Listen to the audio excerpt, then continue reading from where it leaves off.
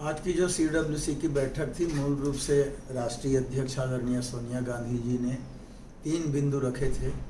एक तो कोरोना संक्रमण काल का जो परिस्थिति है, जो स्थितियां हैं, उस पर चर्चाएं थी। दूसरा था चीन का जो अभी चला है विवाद, उस पर।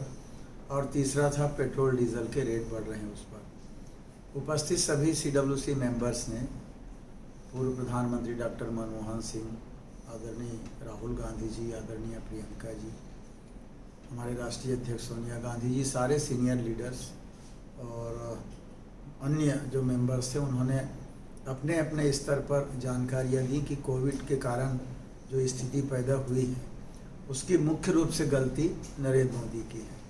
क्योंकि जिस समय वो हुआ जनवरी फरवरी में, राहुल जी ने उसी समय जानकारी दी थी कि ये फैलेगा, इस पर आवश्यक कदम उठाए जाए, तब उन्होंने कोई कदम नहीं उठाया। और एकाएक मार्च में आकर उन्होंने लॉकडाउन की घोषणा कर दी, जिससे अफरा तफरी मची, लोगों के रोजगार छीने, लोगों की मौतें ज़्यादा हुई, संक्रमण ज़्यादा हुआ और प्रवासी मजदूरों को भी तकलीफ उठानी पड़ी। फाइनेंशियल पोजीशन सरकारों के बहुत बिगड़ा। तो सारी स्थितियों की चर्चाएं अभी हुई।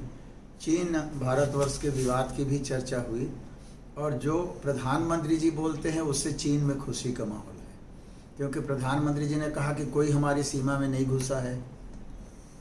तो जब घुसा ही नहीं है तो कोई विवाद ही नहीं हुआ है, तो हमारे 20 सैनिक मारे कैसे गए? क्या उनके लोग हमारे सीमा में बिना घुसे मारे, कि हमारे लोग वहाँ गए तो मारे?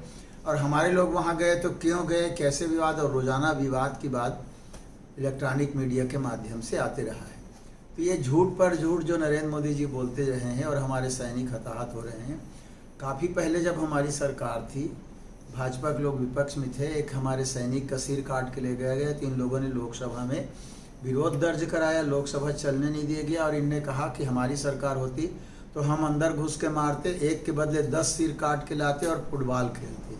ये उस समय उन्होंने कहा था, पर आज इनके स्वर बदले हुए हैं।